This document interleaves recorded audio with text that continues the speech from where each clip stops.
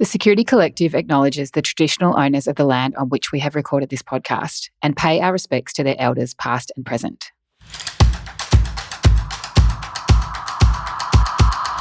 Season 9 of Security Collective podcast is recorded and shared with you in partnership with LastPass, the leading password manager that enables companies of every size with the tools necessary to secure and centralise control of employee passwords and apps. You can learn more at lastpass.com. Hello and welcome to the Security Collective podcast. I'm your host, Claire Pales, and today's episode continues the security behaviour change theme of this season. I've been looking forward to sharing this episode with you for weeks since I recorded it with Susan McLean, today's guest. Susan is Australia's leading expert in the area of cyber safety and was a member of the Victoria Police for 27 years.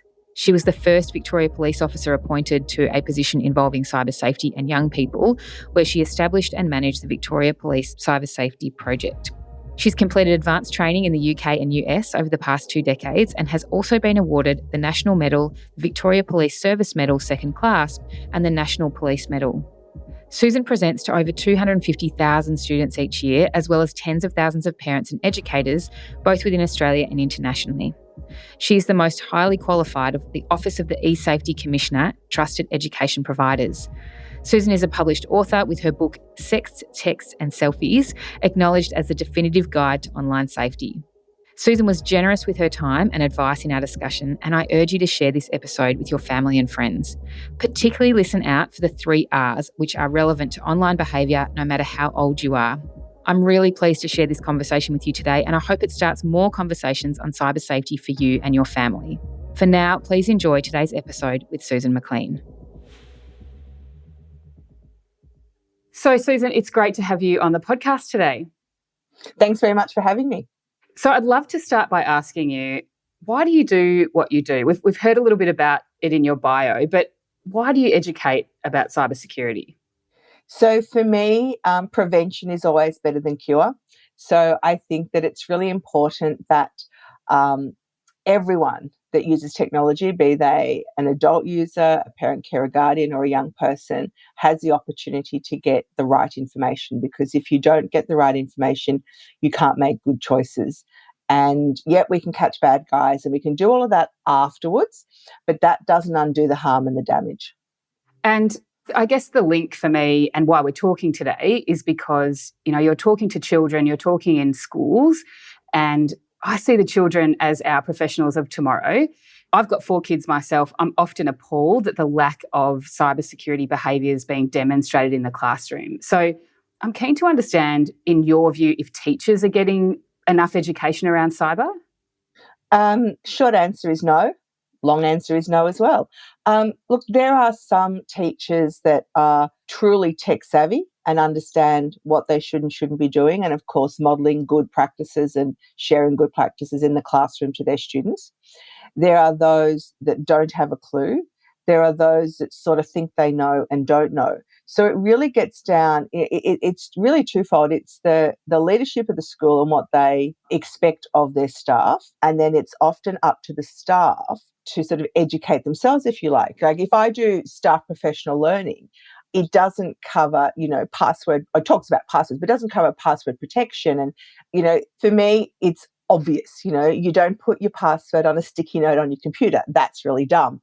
Yet, yourself, you walk into offices and you see that. So it's quite difficult to educate when they don't think they're doing anything wrong. And what I've seen throughout COVID, and this was what was really bothering me, especially during the long lockdowns we had in Victoria, was a large number of teachers that just basically let rip on the internet, were running classes on TikTok and other platforms, which they legally can't do. And when I contacted the principals about this, because obviously the concerned parents come to me and in most cases, the principals had no idea.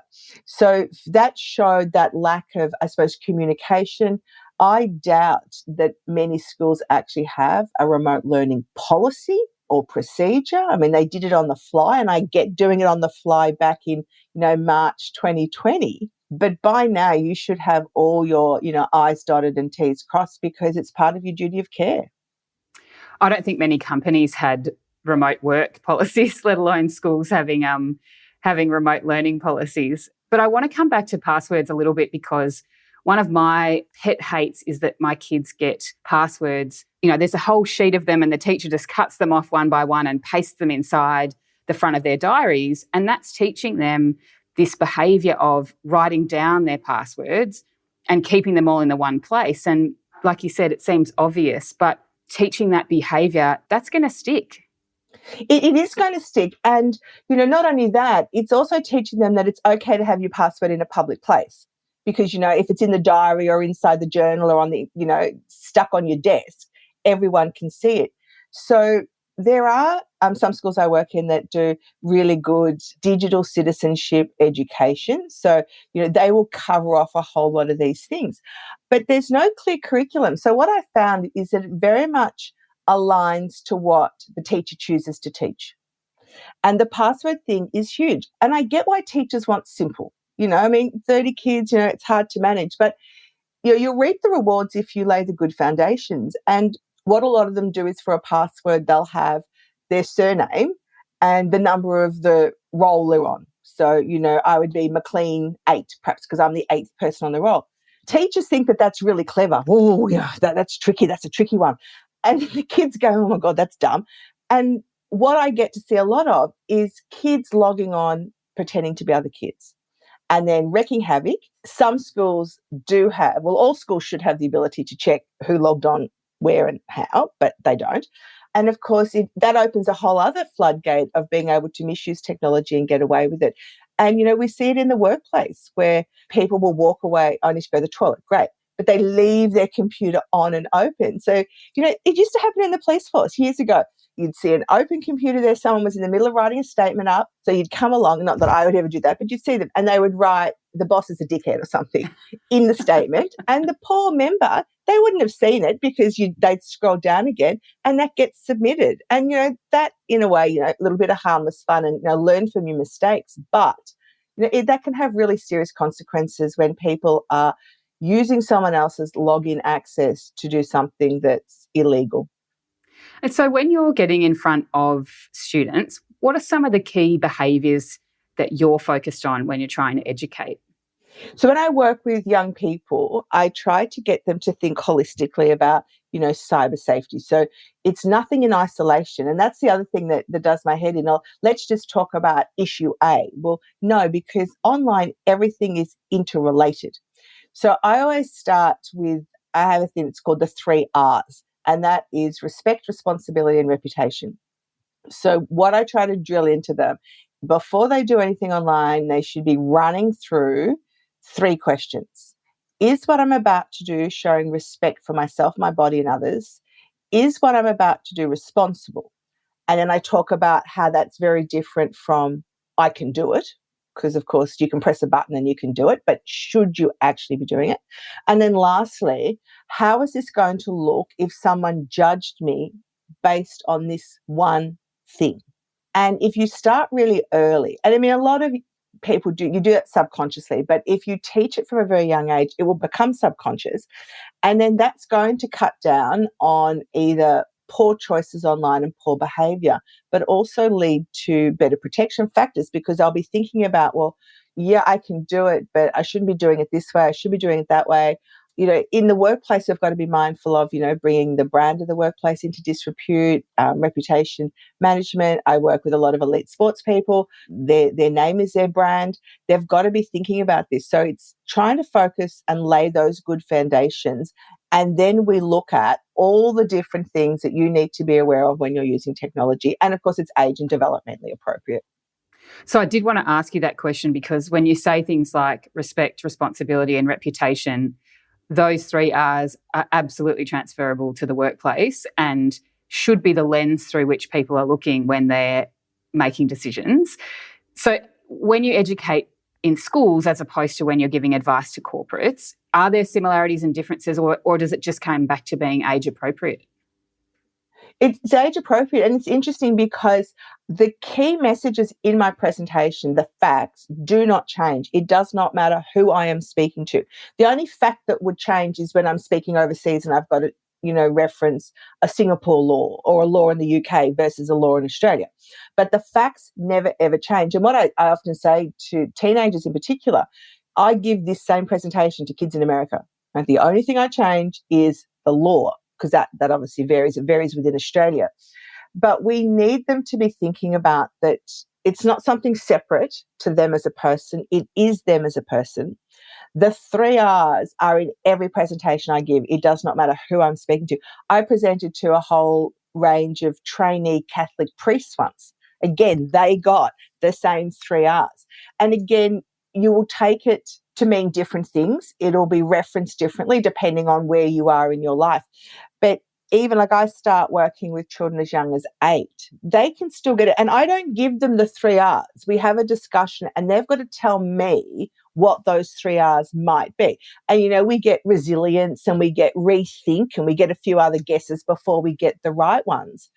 But I've never been anywhere where children as young as 8 can't give me those 3 words. And then we talk about what they might mean. And of course, my explanation of reputation to a grade 3 is going to be very different to a 40-year-old corporate, but it's still relevant. And that's what we need to understand. It needs to be holistic, not focused on only one thing. And the earlier you start, the better. So you mentioned you work with kids as young as 8. Is there a reason you don't work with kids because if you go into schools in prep, they have an iPad. And so, is there a rationale behind the age? So I've certainly done prep or foundation or K, whatever state you're in, it's all called different stuff. So I will do a K-2 session if I'm particularly asked. And for example, I was up in country Victoria late last year, a little town called Tempe. Now, Tempe only has a school. It has nothing else. So, there's no way I'm going in there and doing, 6 kids in grades, 3 to 6. I'm going to do them all in 2 sessions. And obviously when you talk with preps and grade 1s, it has to be very much drawing and a couple of words because they don't have the level of ability to write and things like that. Because in all my primary presentations, they have to write. They have to complete tasks to help with their learning. But I just feel that at those early stages, the classroom teacher should be able to educate sufficiently. They're the best ones at those early ages to be laying the good foundations, fingers crossed, and working through things with them. So that's really why I picked grade 3. But I said I certainly do an occasional younger session, but I just don't think the expert guest speaker, if you like, needs to be down in prep 1, 2. When I talk to people in corporates about this, and this whole season of the podcast is about behaviour, what I found is that this is the hardest thing to measure. These behaviour change programs, what most people call awareness programs, but I have this annoyance about the word awareness because it's not a call to action. It's just here's some information. So, if we call it an influence or behaviour change program, it's really hard to measure the success of those programs. And so is there something you do to measure the impact of your program? Are you sort of, testing the kids and then teaching them something and then testing them at the end? Or what's the nature of your measurement? It is really hard to measure good choices. And I can remember years ago in the police force when, we had a police in schools program. And of course, like any program, it's going to be funded by the government. So they want to see, results. But how do you actually measure good choices? Because the kids that we were interacting with and preventing from committing a crime, they don't show up anywhere. So it is very difficult across all fields to measure good choices or change unless you've got, a baseline of 50 mistakes this month and I've got 5 next month. So with the work that I do, it's really based on feedback from the schools, what they feel about my presentation. Did they feel that it was eliciting change in the students? Because there's many schools that I will go in yearly and then I can get to see that myself. And because I'm working with the same children just a year up, you can see their level of retention of information. In the primary school, they have to complete a worksheet. It goes home, it gets discussed with mum and dad. Mum and dad sign it, comes back to school. So it forms part of their learning journal. And, the teachers then can see if there's been, kids have taken themselves off social media sites that they shouldn't have been on, less issues. And, I know in schools that I have a long relationship with, they will say that after about 2 years, the issues that they were dealing with coming forward have gone from, 90% down to 30%. So they've seen it in that way. But the concrete way to capture that and present it is very difficult. But consistency, it sounds like, is certainly something that allows you to get inside the heads of these kids as new social challenges come up for them and new online challenges come up for them. Yeah, so the basic facts don't change, but there's always going to be something new to talk about, a new way to do something, a new app, a new platform, a new issue.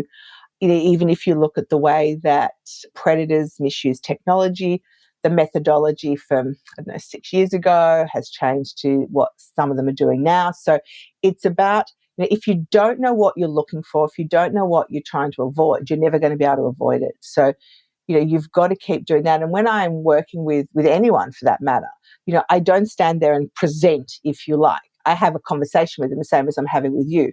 And, I have my slides, but they're just, my dot points. And my whole presentation is a conversation, because that's how I think. There's nothing worse than sitting there and someone reading slides. I mean, that's just hideous. But, you don't want that. You want the engagement. I'm very lucky that I've been doing this for many years. I took my first report of cyberbullying in February 1994. So, I've got a lot of examples to give. If I'm in the corporate, I've got examples there. If I'm working with sports people, I've got examples there. School kids.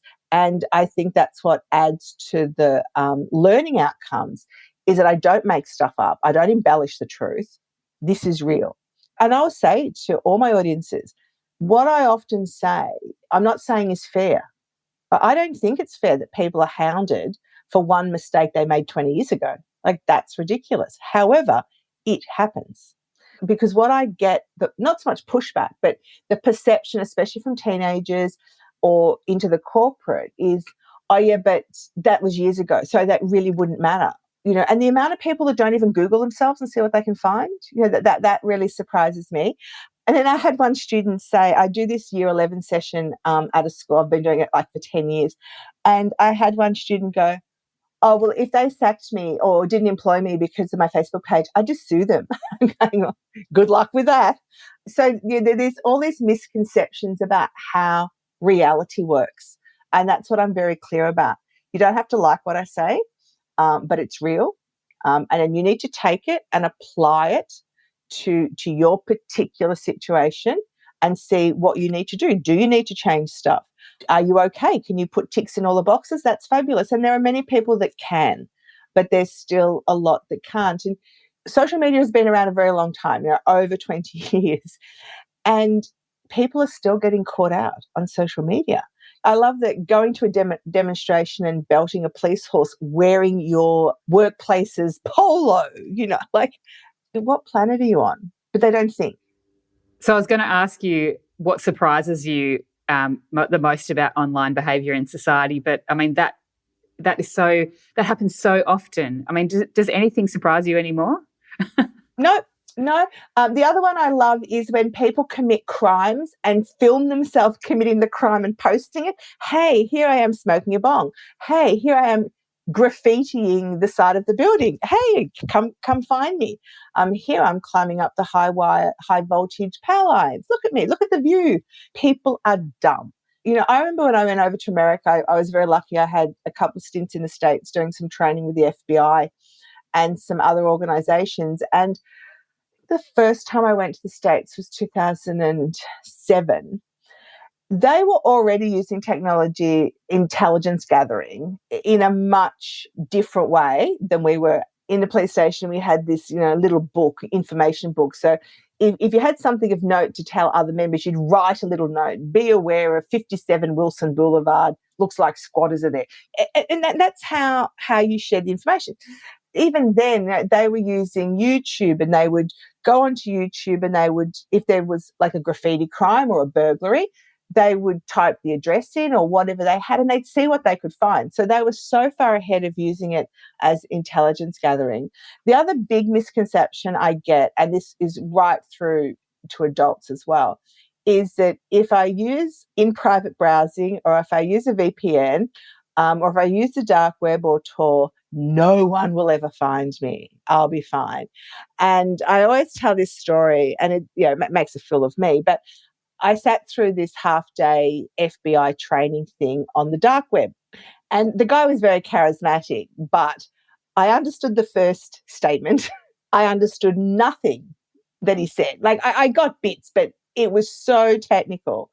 And at the end, they got the bad guy. And I got that part too. So, and I say that. I said, I'm not, I'm not technical. I'm not your tech expert. But, don't think there's ways around it, because there isn't. And if you're going to be using these things that promise to keep you safe and promise, not to share, you're mistaken. And with kids, it's Snapchat. It disappears. No, it deletes. No, it doesn't. It disappears. That's a different word. Or, oh, yeah, but I use for my eyes only, so no one else would see that. Nope, that's not how it works either. And they're quite shocked because they believe what they're being told. I think this is where we need to do better, is challenging people, young and old, to check the veracity of their information. And do you feel like you have to use sort of fear-based stories? Because in corporate, a lot of people kind of get in front of the board and they say, oh my goodness, this is what's happened to this company. This could happen to us. I need $5 million. We need to put all of these controls in place. Or they sort of paint these really ugly pictures of the impact of cybersecurity incidents that may or may not ever happen. And, it's kind of like Chicken Little and the sky's falling. They're constantly saying it's going to happen, it's going to happen. So the board keep pouring in money, and yet these incidents don't happen. This fear, uncertainty and doubt is too often used in these programs of awareness and seeking funds. What's your approach? Because obviously with kids, we don't want to scare them, but you've got to give them the reality. Yeah, and that's what, obviously the examples that I will give will be pitched at whoever I'm speaking to. I think it's important, like if you go back to the corporates with the, well, look what happened to the company up the road, that's fine, because, the board may have no understanding that this might happen, but it has to be put into context. Was it the same sort of company? Was it the same systems? Is your risk profile the same as that company? Because it might not be. You might already be 27 steps ahead of them. So, I think like for like examples are worthwhile. I think that examples about good decisions and how change has affected this, I think that's really important as well. And I think we need to celebrate companies that are proactive and do, if I'm going to present to a corporate and I want to use look, this is what happened to Billy Smith up the road, I would be making sure that Billy Smith was a similar company of similar size, similar risk profile. Otherwise, the example is null and void. It's irrelevant. And then you would be looking at, well, what have other similar companies, so look on the other side, and here's this company that we know have done these sort of things and they seem to be traveling well. And it's about promoting companies that are proactive and, really trying to do the right thing. And, I get a lot of corporate stuff and that's great. But I had a very interesting approach last year from a corporate, and I won't name them. By goodness, this was one of the most proactive companies. They're an international company based in Australia, but offices all around the world. And they're in freight logistics. And they had an issue in a different country where one of their workers was arrested for child abuse material. Now, really nothing to do with the workplace because, that's outside of work and things like that. But the company then sort of did a bit of a check about, well, could he have accessed stuff at work? Like it really made them think about, okay, what processes have we got in place to best make sure that, okay, if we've got an employee doing the wrong thing, there's no opportunity for them to do this during the workday. And, as a result of that, I think I delivered 17 sessions for them, as well as sessions for their workers' children. But what they said, they wanted to upskill their workers to be aware of issues online, both corporate and in their private life, so that they could best prevent anything in the future, identify stuff before it happened. And, I was doing sessions at all hours of the day and night to pick up, different countries of the world. I had people dialing in from little villages in Fiji, some really small places, obviously North America, big places. But, that to me was just a great example. They didn't have to do anything because essentially it was nothing to do with the workplace, but they just felt it was a perfect opportunity to try to give some buyback to their workers and best protect them and their company in the future. And then I was working with the IT people, and they were going to put in a parent portal. So they were going to have that on the IT system, so that if parents had concerns, there'd be some resources there, links to, my website, my books, all that sort of stuff, just to help them. And this is, that sort of stuff, if you can get them thinking about that in all areas of their life, that's going to flow through to how they conduct themselves at home. And as you said before, the remote work policy, which is non-existent, and of course no one needed to think about this unless you had a particular employee that was going to be working from home and you'd given them special permission and you would have something drawn up for them. But my whole workplace is at home remote learning. Interestingly, last year I was doing some work for a school in Kuala Lumpur. And, I work in schools all around the world. But for the first time ever in any school anywhere, they sent me a remote presenter agreement to read and sign. And I would suggest they'd probably had an issue with a remote presenter in the past, because that's what normally happens. But I will give them the benefit of the doubt in that they're a very proactive school. But they sort of laid down the expectations of their external presenters, which I thought was really sensible, because I get to hear horror stories, about a well-known children's author that told children grade 1 and 2 to follow him on TikTok during a Zoom lesson. So usually, people are reactive rather than proactive, but these are things to think about, because if you go past all of this and let's say something happens, especially if it's a duty of care issue or someone is harmed and hurt. I'm not a lawyer, so I don't have a legal degree, but I tell you what, I could win an awful lot of cases in court because I know what I have to prove. And all I have to prove is that you could have reasonably foreseen this happening. And if I can do that, which I would be able to do in most cases, I will win. So, you've got to be on the front foot. You've got to be thinking about how best can you protect yourself. If I then come up against you in court and you can say, well, yes, we did think that this might happen, so we have done A, B, C, D, and E, and unfortunately, despite everything that we did, it still happened, well, then there's no case to answer. And I think we're moving to a more litigious society. People are suing more than ever before, and there is a plethora of no-win, no-fee lawyers. So, what does it cost me to have a go? It costs me nothing. And I think too, just the unknown nature of online activity as well, there are probably some people that don't even know they can take legal action in particular cases. Especially in the corporates, I think there is a lack of knowledge of laws. I don't mean just workplace laws and, workplace bullying and that sort of stuff, but I'm talking about criminal behaviour online. I think that's not widely known really across society. The other one is, it was my favourite. It was my personal Facebook page. It's nothing to do with work. Well, yes, it is, because I have linked you back to your workplace. So you are going to be held to the, the values of the company and all of that. And so there's that. I can do what I like at home. So they can't touch me. Well, we've seen plenty of people that have been sanctioned because of that and lost their jobs. There is still a lack of understanding of, I'll use a fake name on Facebook, no one will know it's me. So they don't understand how the platforms work. They don't understand what police can access, as in the police don't log in and get it. It's done through legal process.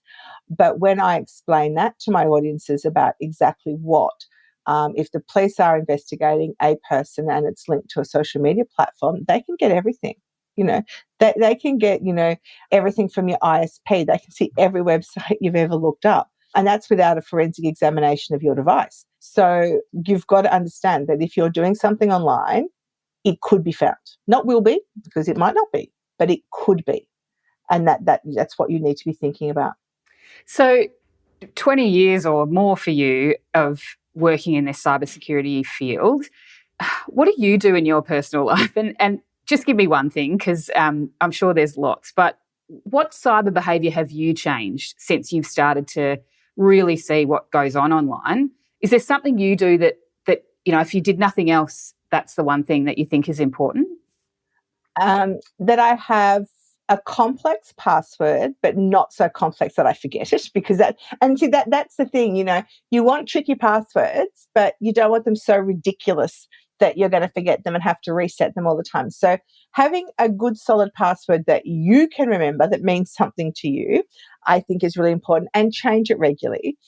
The other one is, on all my social media accounts, I have no photos of me. So my advice to people is, because people can, especially if you're trying to get a job, they can judge you based on your profile picture. They're not going to say, hey, we didn't interview you because you look stupid.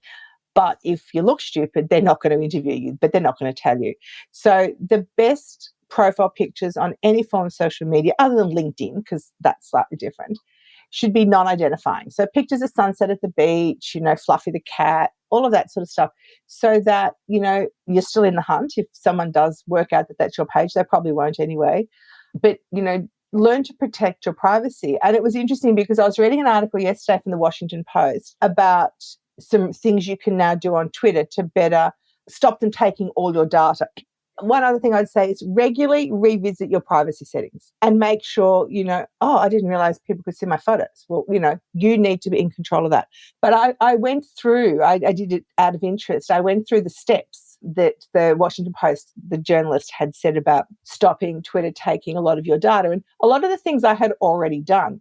But there was one about suggested interest. So this is how they decide that they might shoot me an article or something like that. And then the article went on to say is, you can leave it as is and hope for the best, or you can manually uncheck every box. There is no option to select all. It took me 20 minutes to uncheck every single box of things Twitter thought I was interested in. And there was some hysterical things there. I don't even know how on earth they thought I might be interested in them. But it was interesting to see. So I did everything. The data sharing and location, all that was already turned off. But this suggested for you sort of thing was like, I don't know, your algorithms are way off, because there's, apart from, some travel ones, and there was, some of the like I follow a lot of news papers, so, they're there. But there was some random stuff there. But if you're going to use social media, you have to manage it. Don't set and forget, because that's the worst thing you can do. I think it's an awesome tip and a great place for us to close out the conversation. I could talk to you all day. I've got hundreds of other questions, because my kids are at such varying ages that their needs and their questions change every year in terms of their online profile. So thank you so much, Susan. It's been a pleasure to talk to you today, and thanks for your time. That's my pleasure.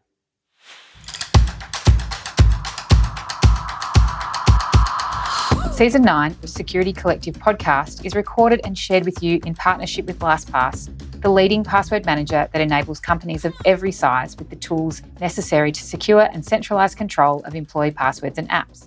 You can learn more at lastpass.com.